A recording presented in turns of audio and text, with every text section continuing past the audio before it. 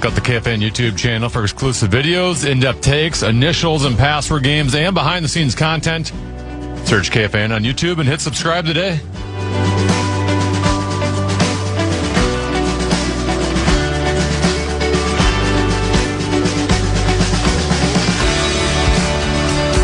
Everything today is a challenge. Ugh. So now, I have 4 Tupperware glass. So it's glass Tupperware, you know, but it's not the plastic ones. It's got a plastic lid, but it's actual glass. It's better for cleaning. You ever use like Tupperware, put spaghetti in there, and then the sauce stains? It never comes out. So I have glasses. But one of the tops doesn't fit very snugly. Like an idiot, that's the ones I put a bunch of olives in. Somehow it must have tipped over, or my lunch pail tipped sideways. There's olive oil over everything in my lunch pail. Besides that, have you ever had a microwave oven where the door locks, you start it, it runs, and then you can't get it open? No. Well, I couldn't believe it. I was like, what's going on? And then I did see, so I'm pressing it, and it won't open up. And then I see a little, I read the front, you know, where the keypad is, and it says, press here to unlock the door. Why is it locked? Did you find paper plates? I got you. Oh, thank you. Thanks, Amy James. Using cardboard. I was using cardboard. Well, that's the other thing. This is very good.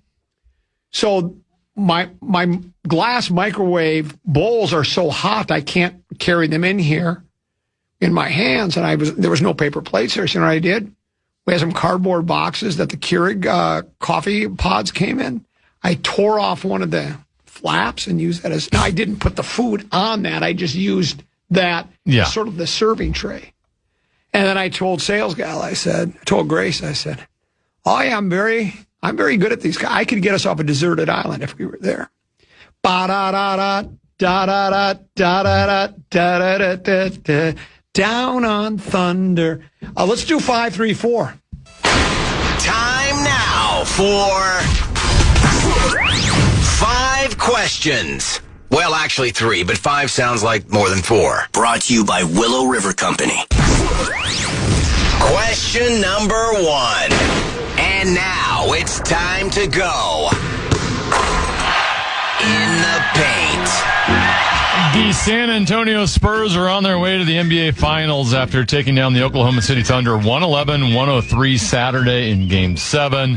Victor Wembanyama scored 22 points. Julian Champagny got 18 of his 20 points off of 3-pointers. The Spurs will host the New York Knicks in Game 1 on Wednesday night. Common, what was your reaction to the Spurs Game 7 win in OKC? And what do you like, or who do you like in the finals? OKC was missing 2 of their starters. I don't really think that had that much to do with the outcome of the game because it was a close game throughout. I mean, there was a pretty decent cushion between the 2 teams the entire game. I don't know if the Thunder ever even led. I don't recall.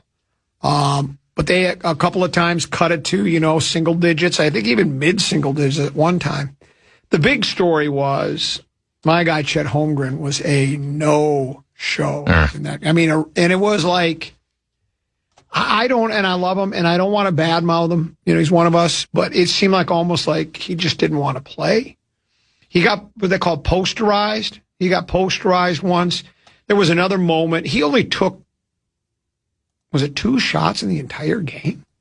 He was 3rd-team All-NBA. Yeah. He was runner-up for to Wembanyama to Defensive Player of the Year, and he had a chance to take a 3-pointer. And they just sagged off them and basically go ahead, shoot it, and he dished it off. And he can shoot the 3. I mean, he's been a very good 3-point shooter. So he offered up no resistance at all during the game. It was kind of tough to watch. And he's about to cash in on a $241 million contract. If you saw unless it was a social media post that was doctored, they asked SGA after the game about how do you get Chet more involved, and he just went, and then he didn't say anything for the longest time. The players were quick to rally to his defense to say the coach was as well, we wouldn't be where we are, we didn't become a playoff team until Chet joined the club, and he is really good. But he's going to have to find a way. I don't know if he needs to bulk up because he's still pretty slender. He looks hungry. But Wembanyama ain't going anywhere, and you're both in the West, and you're going to meet this guy over and over and over again, and he just seemed to shrink in this game. And it was crazy because was it the game before? Or was it 2 games? I think it was the game before where he had 16 points, 11 boards. He played big. I mean, he played really big. It was his best game of the series. And you were thinking he's finally figured it out against Wembanyama. And Wemby is so good. I mean, I talked about how I was talking with Barrero off air, and he talked about he thinks maybe people are getting a little bit ahead of themselves with Wembanyama. It's like, yeah, we know he's really good, but let's let this play out a season or 2 or 3 before we start anointing him the greatest player of all time. I'm ready to anoint him right now as the greatest player of all time. I mean, the guy can flat out play. He can play with his back to the basket. He can play with his hand in the grass. He can play down low. He can shoot threes. He changes everything defensively.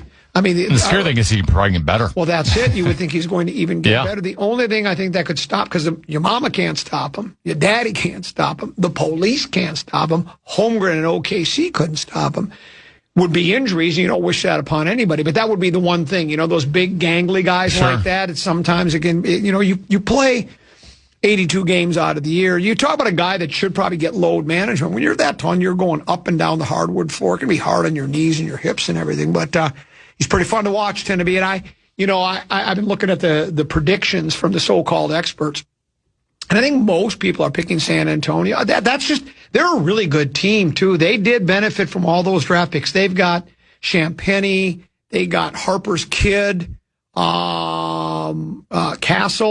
I mean, these guys can all, they have so many weapons. They play defense. They're in your face defensively. They're swarming. They can play offensively. They move the ball. They all seem to be unselfish. And then I think he's the best player in basketball. I don't think anybody can argue with that. I mean, you could probably still go Joker, and there's others, that are really good. There's SGA. And SGA was brilliant. He went out on a shield, 35 points. I don't remember how many assists, but he did everything he could. And that's how good SGA is. It seemed like OKC San Antonio, the only person they were concerned with was SGA, and he still went off for, I think it was something like 35 points. So that's a really good team. I think most are picking them to beat the Knickerbockers. That's probably where the smart money is. Knickerbockers have been playing so well. Now, they've been beating teams that aren't very good, right? The East is weak. But again, they're you've heard me say this a million times. They don't put those other rosters together, those game plans together. They don't draft the players for those organizations. But it does mean something. I mean, they won like 11 straight now, I think, or 11 of 12, and they've been sitting around for a long time now. This is a rematch of the NBA Cup final. Yes, it is. And I who did win the NBA Cup final? New York. The New York. New York actually beat San Antonio 2-3 this year. So, I think I've made no. I've not hidden the fact that I admire a big. It used to be Big Meow, now he's Bodega Cat. I didn't like the trade. I still don't. I wished we had Bodega Cat, and I understand the reasons why. It was money, salary cap, salary cap and luxury aprons and this, that, lat. But I'd like to see. I did see they're predicting who would win and who would win the MVP. Most people say it's either going to be Wembanyama, Brunson, and then like 3% said Big Meow. So he's there, but yeah, it's probably not going to be him. But should be a fun series to watch. I hope New York can hang with them, and I think they will. But I'll be pulling for the Knickerbockers. Question number 2. We're gonna win, Twins, we're gonna score. It's now time to delve deep into Twins territory. Crack out a home run, shout a hip hooray! Cheer for the Minnesota Twins today. The Twins have lost 5 in a row, matching their longest losing streak of the season as they fell 9-3 in Pittsburgh yesterday. Zebby Matthews gave up 7 runs over 4 1/3 innings. On the same day, another starter, Bailey Ober, was put on the 15-day injured list. The Twins concluded their 10-game road trip with a 4-6 record, though they lost 6 of their last 7. Common, are the Twins in trouble? Well, Wilbur, I think maybe so. I think they've been I thought they were in trouble before the season started, and they've had a couple of really nice runs where they've put together some nice winning streaks, a little bit of timely hitting. Pitching's been surprisingly good, so good that one of the writers in town was raving about the job the pitching coach and then the bullpen coach, LaTroy Hawkins, has done with the club. And if you're going to give them credit when the pitching staff's doing well, I guess you also have to criticize them when the pitching staff's not. They gave up 10 runs on Saturday. They almost won. They were down 7-1. They rallied twice. They lose 10-9. And then yesterday, Deuce and I are bouncing around a lot of different things. We were actually, believe this or not, I told Deuce, don't do this to me. We were watching UFL. Is it UFL? United Football? Is that why were we doing that? Because Deuce likes football. He had UFL on. Did you know, though? I asked Deuce, I said, do you think any UFL players have ever graduated from the UFL to pro football? He Googled it. There have been 80 players, I think the number was 80, that have gone from the UFL to the NFL. So it's almost like a minor league system. Now, I don't think they've had anybody that's going to be a Hall of Fame caliber player, but they still have had some players that play there. But it was, well, this is the audience they're trying to attract, Tennessee. Do you know what a beer snake is? Beer, like in the stands? Beer cup snake. Yeah. I'd never seen it before. I'd never heard of it before. Where they're piling as many cups as they can? So then they have ESPN announcer guy to add to it. He guzzles a 22-ounce beer on TV. He's sideline reporter guy, and he guzzled it, and the crowd's chanting him on. Like we hear shoot, shoot, shoot. They're going chug, chug, chug. He guzzles the whole thing down. He's got beer spilling down the front of his shirt. They actually show a slow motion instant replay of it, but that's the audience they're after. People that can't get enough of the NFL's not enough for them. 6 months out of the year, they need it year round, and they need to watch. They've got. Can you see who's the gal on Fox? The sideline reporter gal. Which one? Well, the famous, Aaron Andrews. Yeah, Aaron. Can you see Aaron Andrews chugging a beer on the sideline of a football game? It was bad craziness.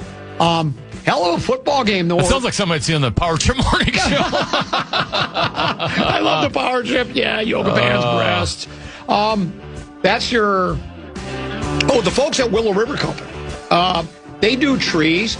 You have to be careful. They have 10 arborists, and they'll do like a free assessment of your trees, and you need that because your tree may look healthy. It may be dying inside, and you don't want your trees to die, so they'll take care of your trees for you. They did it for me. Timber! We knocked a few down. We planted some more. Cut, plant, water, grow. Can you grow trees? Willow River Company can. Reach out to willowrivercompany.com. That's willowrivercompany.com. And that's it for today's edition of 5 Questions. Well, actually 3 questions, but 5 sounds like more than 4. The Common Man.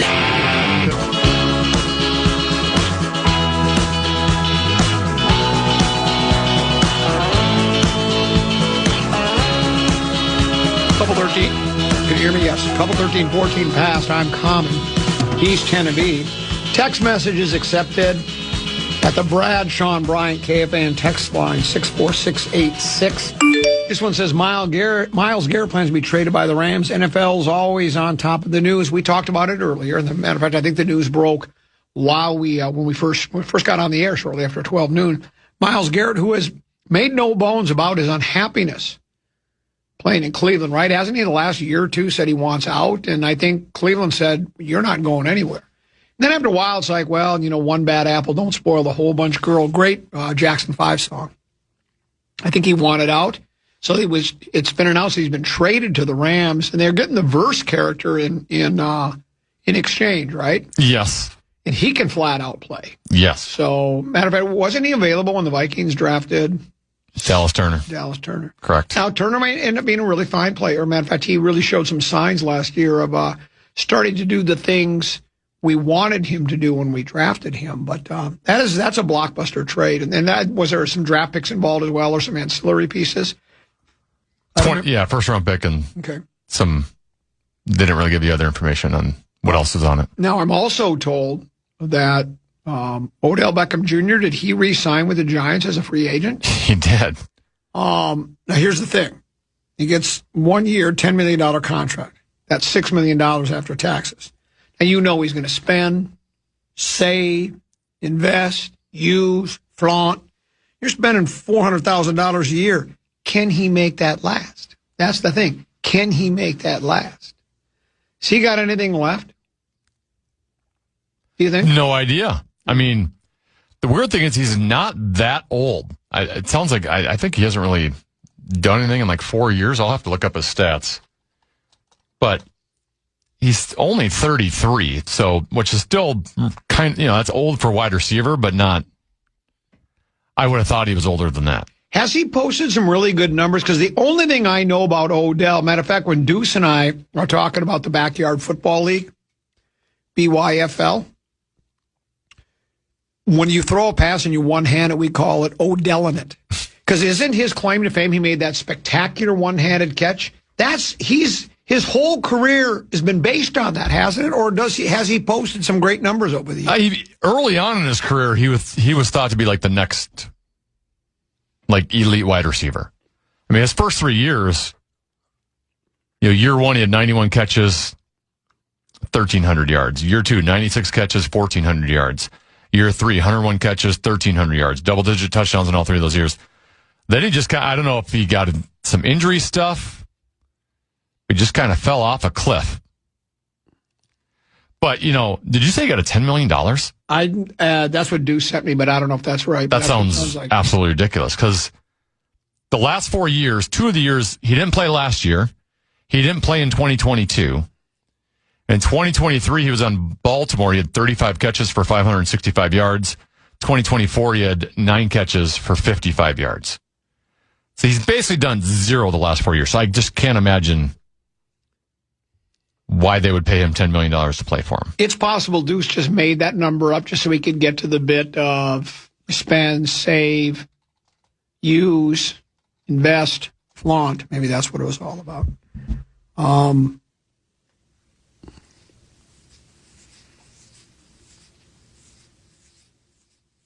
As you look that up, getting back to the NBA Western Conference Finals, there was a moment in the game where most observers are pointing to one play that kind of changed the direction of the game, and I'm not, or at least salted the game away for the San Antonio Spurs. Now, I'm of the opinion it wouldn't have mattered had he made the shot or not. Hartenstein, I'm talking about. I think they're going to lose that game. You just had the feeling that they were not going to be able to scratch and claw their way past San Antonio. I just don't think San Antonio would have allowed it to happen. I think they were too focused. They were too dialed in. Now, it may have changed the game because Hartenstein, there's a turnover, I think, near midcourt. Hartenstein, the big dope-de-dope, is dope-de-dope. He's lumbering down the court. Another big dope-de-dope is the guy's name is Cornet, right? Like the instrument. He comes up from behind, and Hartenstein's about to slam dunk it, and Cornet blocks the shot.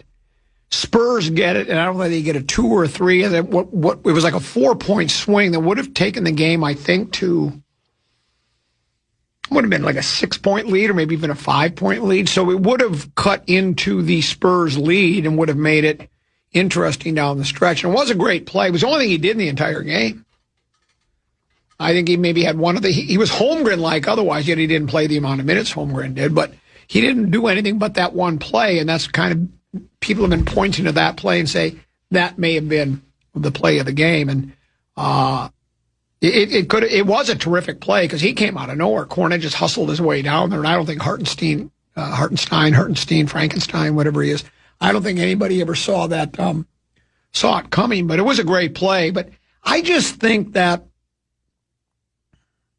Here's the other thing about the Spurs, Tennessee. If you look at that roster, they're not going anywhere. I mean, everybody's young. They're hip now, with it and wow. They're young, wild, and free.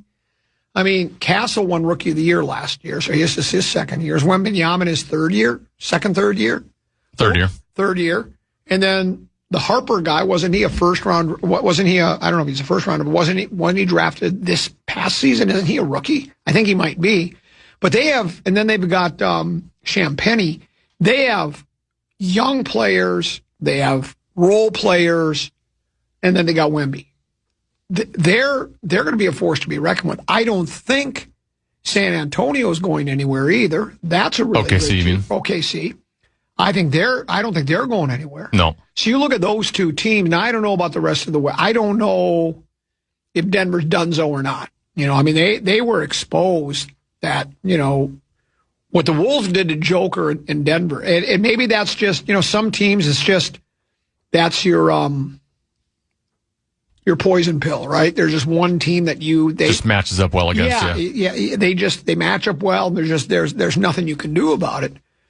I don't think they're going anywhere, but they're probably going to have to tweak their roster as well.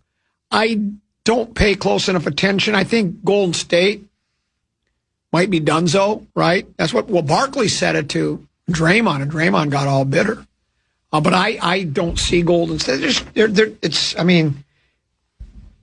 guess it depends on, because they had Jimmy Butler hurt a good chunk of the season, right? Yeah, that's true. But he's aging. You never know what Jimmy Butler, yeah. They just seem to have a really old roster, but that doesn't preclude them, I guess. With the Spurs, I would agree in the short term that they are going to be a force, and they will always be a force because they have Wemby. But, the NBA salary cap, all these leagues that have salary caps is set up to, you can't keep everyone on your team together forever. That's true. Especially, I always go back to the Chicago Blackhawks, who used to scare the heck out of me. It seems like teeth would shatter. They would have Patrick Kane and Jonathan Toews, and then they'd win a cup. And the players that got to play on those guys' lines had such good stats that all of a sudden you had to pay them.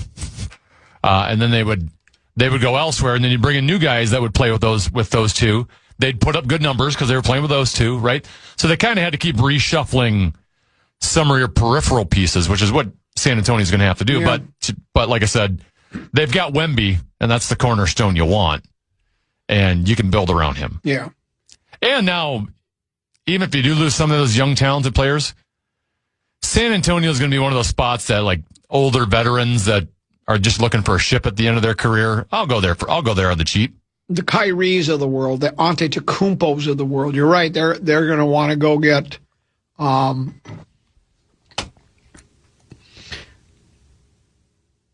I started balling when I was young. Gotta get that ring I never won. Post Malone thinking about White Iverson. Yeah, you're right. I think they would attract those types of players that are in the twilight of their career looking for one more. So, guy like a Steph Curry. Though I don't see him retiring in anything but a Golden State uniform, right? But you never know. It's the National Basketball Association. We'll break. We'll come back. We got another 90 minutes to go. Tomorrow we broadcast live from the Meadows at Mystic Lake in Shakopee. Part of the Mystic Lake Entertainment Complex.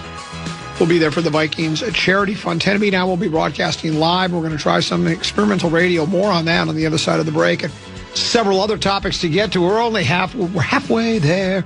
Got another 90 minutes to go. We'll take a break. Come back with more. It's 10 to be in comment on the Coming Back of the Fan.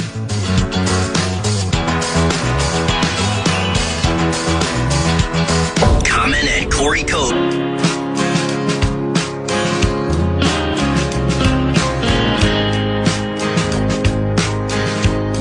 Couple 13-14 pastime Common. He's 10 to be here until 3. We turn it over to Big Ticket. JG. 10 to be one of the more controversial, not a hobby, distractions in the office over the years has been the NCAA pool, right?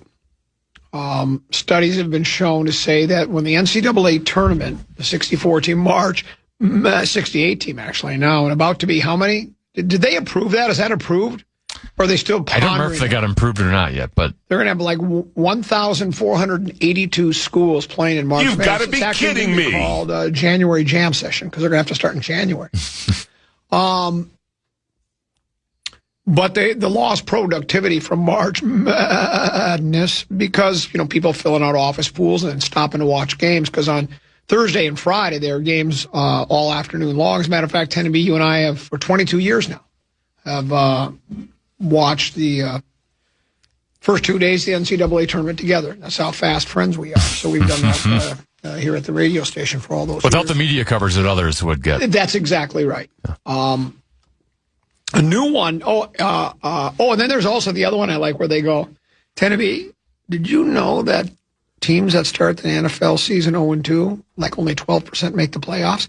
Like it's some type of a hex. Isn't that weird how that happens?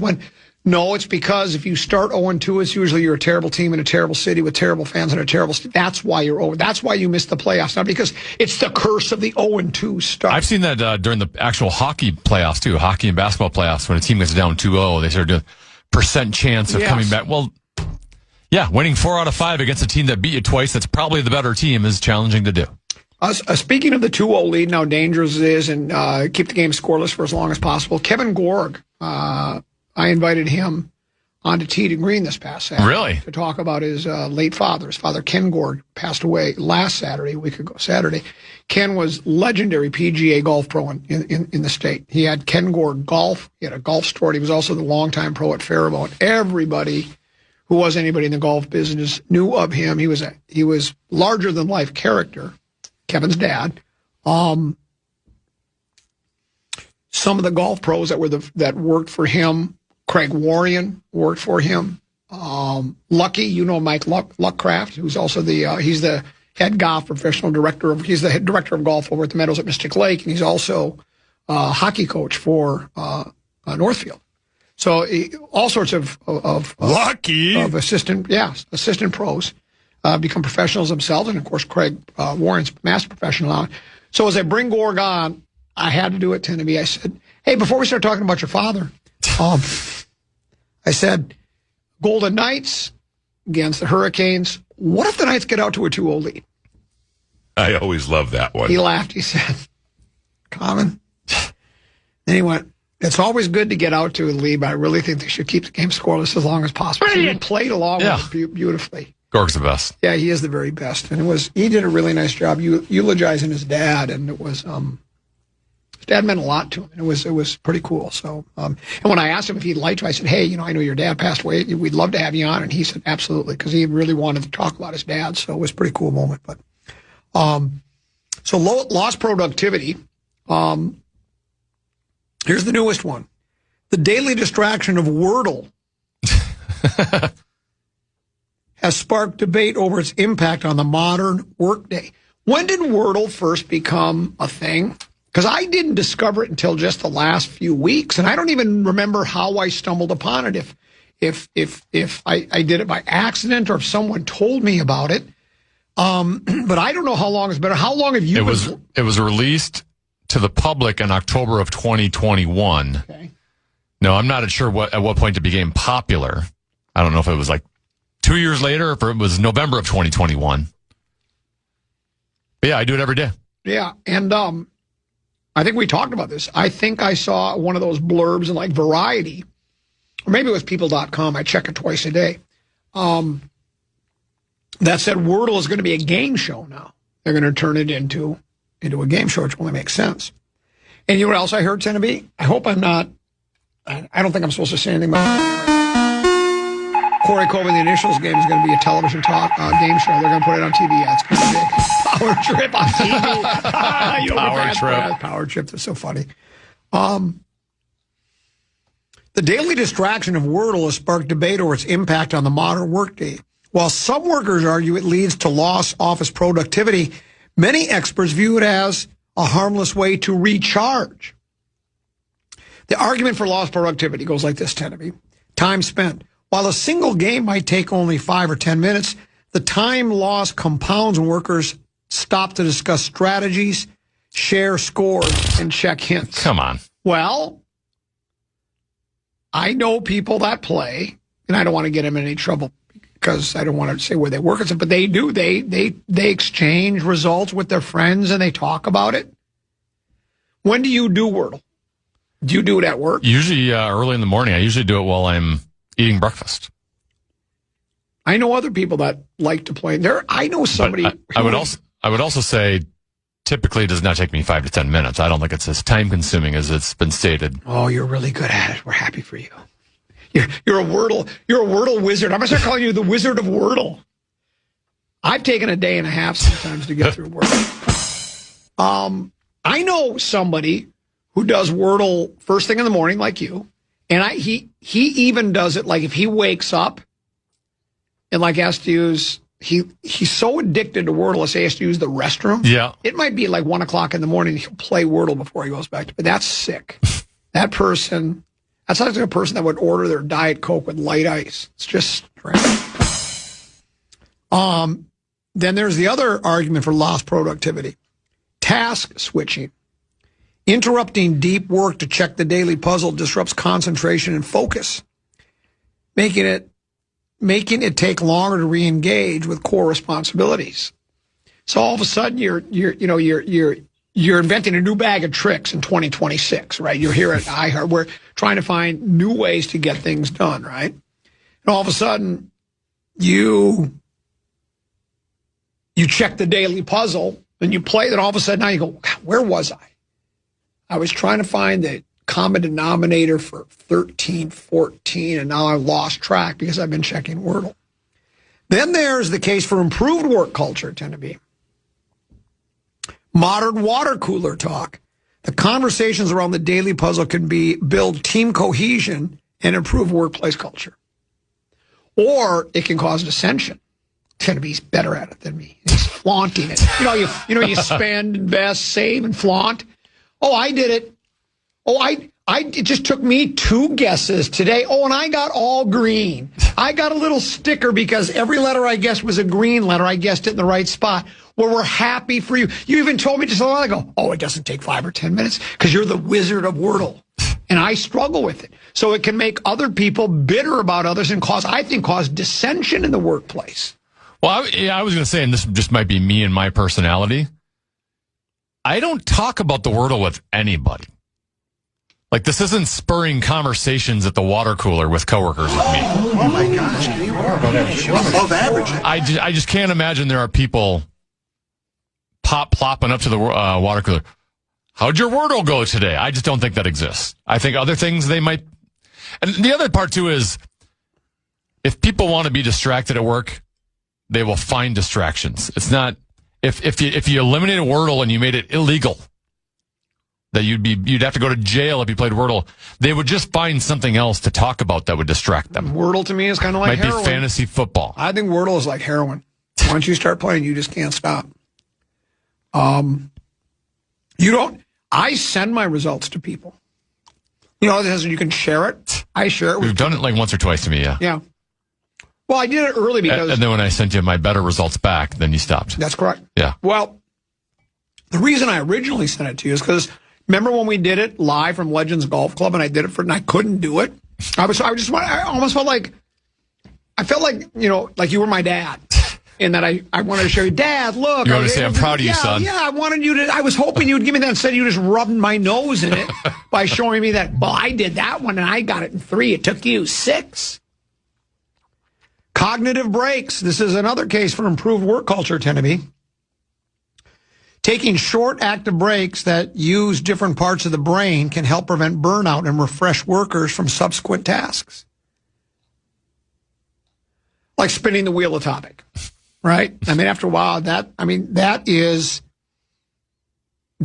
different parts of the brain. And the Wordle allows me, of course, I don't do it at work. You know what I do mine? I do it before I go to bed. Sometimes I've even gotten a text and says, you must not have figured out Wordle. I didn't get your results. I was like, well, no, I fell asleep. It was like 11 o'clock at night and I fell asleep. I do it at night because it gives me, don't you like to have things to look forward to? And I look forward to playing Wordle at night. If I do it in the morning, now I have to look. Now, again, you can say, well, you have tomorrow morning to look forward to, but I need something at the end of the day, sort of like a nightcap. A lot of people will have a quick shot of whiskey. A shot of bar whiskey for me and whatever she's drinking. Wild Bill Bauer. And I can't go any further with the joke because it's not radio friendly. Anyway, I like doing it at night. Here's your other, now it says, how to balance both. It's a balancing act, Timothy. How can you increase productivity but not make it a distraction? Schedule it. Limit gaming to designated breaks. My gosh. Lunch hours, or the beginning end of the workday to protect deep work blocks. See, that's why I do mine at the end of the day. You do at the beginning. We do it because we do not want to distract from the task at hand, and that is providing exciting, lean in, spellbinding radio. And that's why the show is the way it is, because we don't play Wordle during the day. You do it in the morning. I do it in the evening. I never do it when I have something else to do. It's like I got nothing going on. Pot up Wordle. We talked about shuffle, right? Shuffle. I hate it. I hate shuffle. I hate shuffle with every fight, but I can't stop trying. You know, we talked about it, right? We've talked about it like 10 times, yeah. Yeah, and it keeps adding a letter. You know, the first one's easy. I've even had trouble with the 4-letter words. Well, I don't, because I can throw those around as much as any drunken sailor. But once it gets to like that 6, 7, 8 letter, and then it's got the little arrow where you can spin the letters around, so you put them in different order. You can shuffle them. Yeah, shuffle, and I can't play because it makes me angry. Because I start to get, and then, you don't want to use hints. Then I just start hitting hint, till every letter's out there except 2, and then I get it. And then when you're done, the shuffle will spin, and then a baby shuffle will come up. It's saying, well, you did really nice. And then it'll say, it tells you how long it took you. There are people that do it in a minute and a half. I think I've only once completed a shuffle without using a hint, because then you can use hints. See, did I just say that? You can use hints. Yeah. Well, and it says, congratulations. You use 9 hints. Most people use 2. Rubbing my nose in it. Have you tried the Wordle bot? After you're done with the Wordle, no. You click on the word. It's like a computerized bot that tells you whether you made good suggestions or bad suggestions. No. Yeah. It tells you what your skill level is, what your luck level was, because there's some luck to what letters happen to pop up. How many times have you done it in 2? I've done it in 2 once or twice. I think once. I've done it multiple times, yeah. Of course you did. Well, I've been playing a lot longer than you. Yeah. I have all my stats. Oh, you have them. Here's another way to balance both. What's your percentage? I don't know. I don't keep track of that. Well, doesn't it keep track for maybe you? It does. Well, I'm not a registered voter. It says, do you want to sign up and become a member or whatever? And I don't. I just play the game. I don't sign up. It looks like I've gotten it on 234 times. And I've played 533. You're going to be a contestant on the Wordle TV show, I can tell. I'm going to nominate you to be one. Think if you were, Tennessee, come on down. You're the next contestant on Wordle. What if you get on Wordle? Problem is I just do it the same way every time. I have a system. So you use the same word. I just start with the same word. So then depending on what letters are available and where they are, I kind of have now secondary words I already have planned based off of. See, you know what I do? Maybe that's why you're better, but I still like my system. I never use the same starting word twice. I always change it up. I like to challenge myself. But you know how I am. Challenging myself. I'll use maybe tease. Now, I'll use words that are very similar. Teased is please, 6-letter word. Yes. But anyways, but I'll use words where they have the E and the A in them. I use a lot of words with E and A, a lot of them. I know that other people like to use them with an A, a U, and I, and an O. Audio is one word. But E and A seems to be those. So I always change up my word. But here's another way to balance both, Tennessee. Leverage team building. Instead of banning the game, use it as an optional morning icebreaker to encourage remote or in-person collaboration. The Vikings should use it because they're all about collaboration. Play the Wordle game. I mean, we already get word salad out of Kevin O'Connell, so why not Wordle salad from Kevin O'Connell? Team building.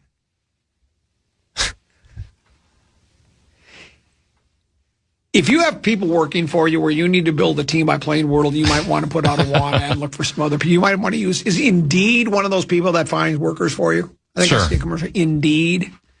I think either that or Top Temporary. I think you might want to get a hold of one of those people because that seems like it. But I enjoy playing. I will say this, I got pretty cocky after. I am getting kind of, do you ever get stumped where you don't get the word? It's happened a couple times. Well, yeah, I'm at 98% is my clip. Okay. So there's been times. The problem is there are certain words where you could get like you mentioned the A and the E, right?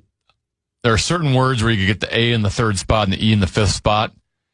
And then there are more, you can only hit so many consonants. And then eventually you're going to get to the last one. It's like, well, there's still 5 words available and I just have to get lucky here. Yes, that's happened to me. That's kind of how, when I do lose, that's how. Yeah. It's by default. Yeah. That's where the luck comes in a little bit. Yeah. Because but that's what my friend will text me and say, you didn't post your Wordle. What did you do? And I go, I think I'm done with Wordle. It doesn't challenge me intellectually anymore. And it really does become to the point where once you get a system, it's not that hard to do. I think I've told you this, and tell me if you've seen this. I think there's some kind of thing, there's a button you press or you can change so you can find a more difficult Wordle. In other words, well, because I think for words that aren't in my vocabulary. Well, I don't know about that. Here's what I think they do with the Wordle thing is that, I think it exempts you from using letters, even wrong letters, a second time, because some people will do it just to try to, it gives them I don't know how, but it gives them a better chance to answer the word correctly. Like if it's T's and they know there's no T in it, they still might use a T in it somewhere.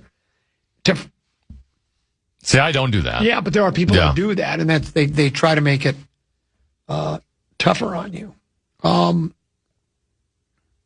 Someone says Wordle is a direct ripoff of the old game show Lingo. I've never heard of Lingo. I've heard of Ringo. I don't remember it well, but yeah, I remember Lingo being like a 5-letter game. Oh, so they ripped off Lingo. I don't know if it was the exact way or not, but I know Ringo. He was the drummer for the Beatles, but I don't know Lingo. I know Bingo. Yeah, you know Bingo. Bingo, and Bingo was his name. Do you like playing Bingo? Sure. Another story about my dad. He stopped going to Bingo at the Senior Citizen Center in Carlstead for about a month because he was mad about something that happened in the Bingo game. I don't remember what it was. If they called out the wrong letter or something happened, my dad got upset about a Bingo game. It's just too good. God, I miss my old man. Bingo game. He got upset. I love playing Bingo. 5 cents a card up in Carlstead at the Senior. Wow. 5 cents. That's a great deal. Yeah. I like the daubers. Yeah. Well, here's my problem with the Bingo, though. I can't play more than 2 or 3 cards. There were people up there that are so good at Bingo. Cards. They got 8, 9. They got an entire table, like a whole banquet table filled with them, and they're going B13, B13, and they're scanning them. There's like a computer, and all of a sudden they're going click, click. It's got the ones that slides, you know. You don't dauber it. You slide. There's. Yeah, you know what I'm talking about, right? Yeah. They have the little slide, the red, clear plastic. They're over there. It's the fastest any of those old people have moved in decades. You know, it takes them forever to get up out of their seat and get back to the car, and then you get their walker and get back home. But when it comes to playing Bingo, man, they're back and forth across that. It's like they're dribbling, playing basketball and about to break somebody's ankles.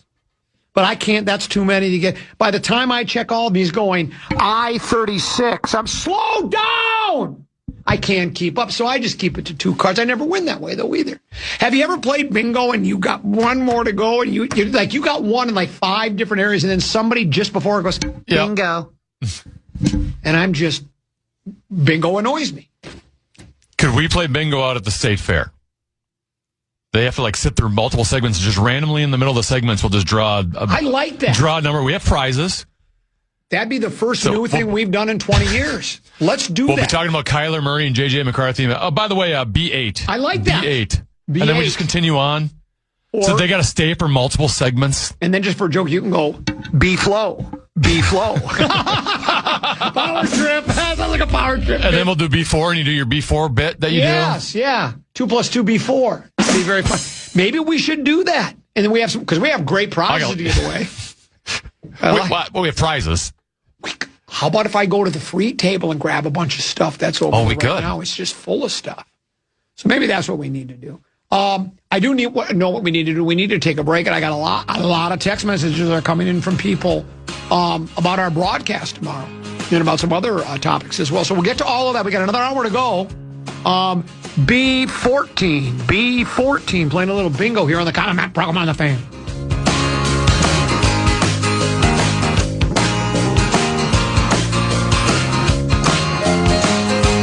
The Common Man. Who cares about Common?